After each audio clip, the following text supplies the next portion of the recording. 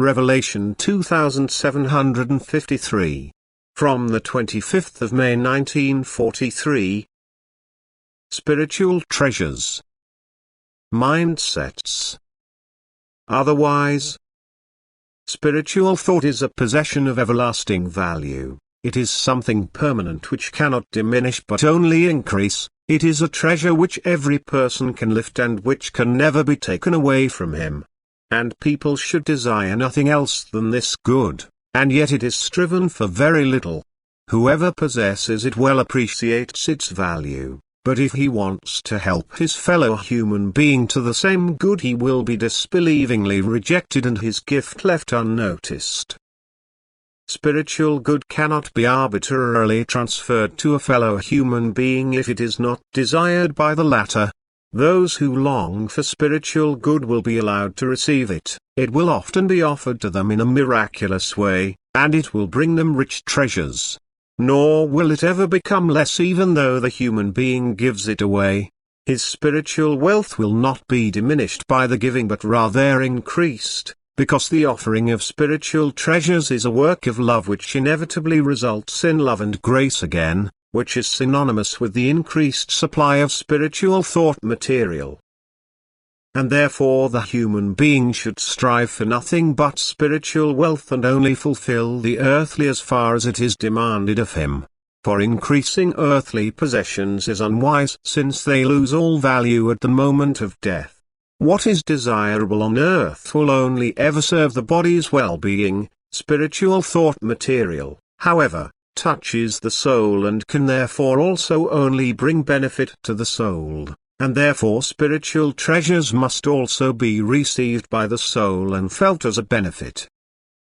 Spiritual possessions will also never be dead possessions, that is, possessions which remain unused, which as dead possessions are not a blessing to anyone, but their owner will constantly be active and work with these spiritual possessions.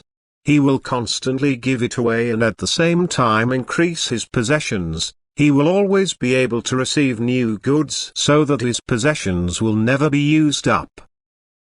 And only the human being's will is enough to lift these spiritual treasures and acquire wealth which is of value for eternity, which is imperishable because its origin is the spiritual kingdom, which is everlasting and eternal. And people could be immeasurably rich if they used their will correctly to receive spiritual thought material, for it outweighs all earthly things many times over.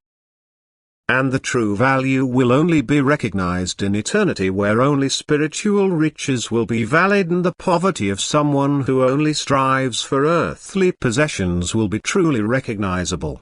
Again, the soul's will must be ready to accept spiritual goods. Otherwise its fate in the beyond will be a very meager and sad one. But if it lacks the will, spiritual possessions cannot be handed to it, whereas in earthly life they are offered to every person and the human beings will only needs to decide whether to accept them.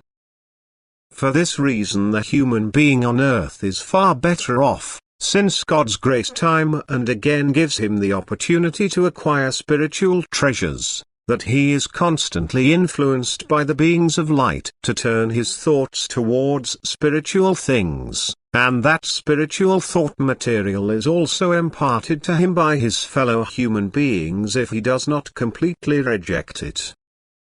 And the events around him can also cause him to let his thoughts wander into the spiritual realm. He is always and everywhere offered the opportunity to lift spiritual treasures and increase his possessions, if only he is willing. In the beyond, however, his will must demand that nothing else be offered to him, and this will must first prove itself through willingness to help, that is, through loving activity. Only then does it depend on when his spiritual poverty can be remedied through spiritual good. And only then can the soul work with its wealth and donate happiness as well as feel happiness. It can be constantly active, it can distribute and receive spiritual good and be blissfully happy. Amen.